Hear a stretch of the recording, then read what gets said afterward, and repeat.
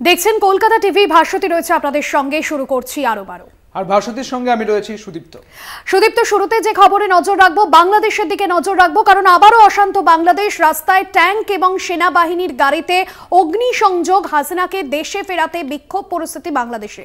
একদমই তাই। এবং এই বাংলাদেশের আজকের যা পরিস্থিতি এবং তার আগে শেখ হাসিনার ছেলে জয়, তিনি যেমনটা বলেছিলেন যে মা দেশ থেকে পালিয়ে যাননি এবং তিনি বাধ্য হয়েছেন সেই মুহূর্তে, তবে সেই সঙ্গে তিনি বলেছিলেন যে তিনি কোনোভাবেই অর্থাৎ ইস্তফা দেননি এই পদ থেকে, এমনটাই জানিয়েছিলেন। এবং তারপরে যে দেখা যাচ্ছে যে সেনাবাহিনীর গাড়িতে অগ্নিসংযোগ, হাসিনাকে দেশে ফেরাতে বিক্ষোভ দেখাচ্ছেন বাংলাদেশে। অ্যাসাইনমেন্টের দিব্যেন্দু ঘোষ রয়েছেন ফোন লাইনে। দিব্যেন্দুদা, আবারও নতুন করে অশান্ত পরিস্থিতি বাংলাদেশে। আজ ঠিক কি কারণে বিক্ষোভ, সেখানে কি পরিস্থিতি সেখানকার? না দেখো, গত 7ই আগস্ট থেকে কিন্তু হাসিনাকে দেশে ফেরানোর জন্য এবং আওয়ামী লীগ দল যারা ক্ষমতায় ছিল তাদের বেশ কিছু কর্মী সমর্থক বিভিন্ন জায়গাতে তারা বিক্ষোভ দেখিয়েছে, তারা জনসমাবেশ করেছে। এবং গতকাল দুপুরে ঢাকা খুলনা যে সড়ক, জাতীয় সড়ক, সেই সড়ক অবরোধ করে আওয়ামী লীগের কর্মী সমর্থকরা, বিশাল আকারের কর্মী সমর্থক সেখানে জড়ো হয়েছিলেন।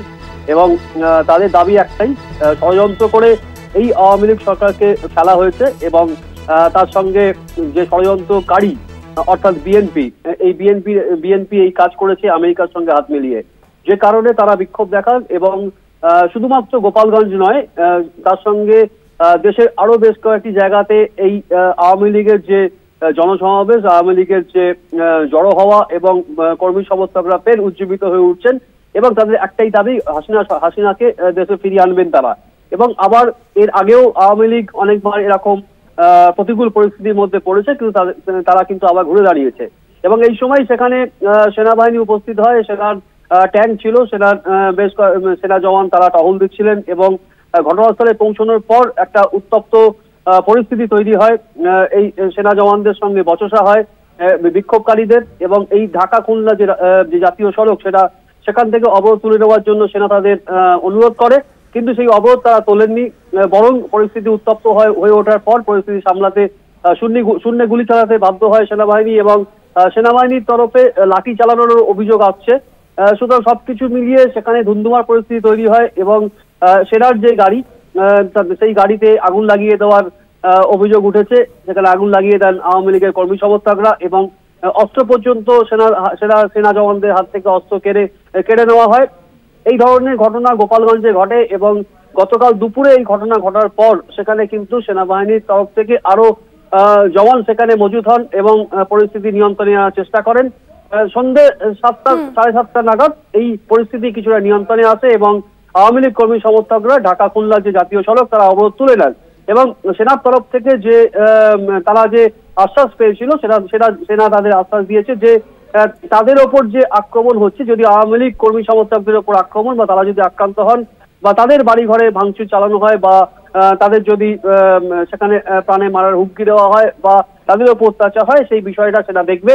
এবং সেনা এই আশ্বাস তাদের দিয়েছে যে অহেতুক কারোর ওপরে কোনো রকম কোনো দমনপীড়ন চলবে না, দমনপীড়ন করা হবে না। সুতরাং এই আরো একটা জিনিস জানার চেষ্টা করবো তোমার থেকে, যে অন্তর্বর্তীকালীন সরকারের প্রধান মোহাম্মদ ইউনুস, তিনি যখন ড্যামেজ কন্ট্রোল করার চেষ্টা করছেন, নিহত ছাত্র আবু সাইদের বাড়িতে গিয়েছিলেন তিনি এবং বিশ্ববিদ্যালয়ের ছাত্রদের সঙ্গে কথাও বলেছিলেন তিনি। পাশাপাশি শেখ হাসিনার পুত্র তিনি বলেছেন যে মা ইস্তফা দেননি।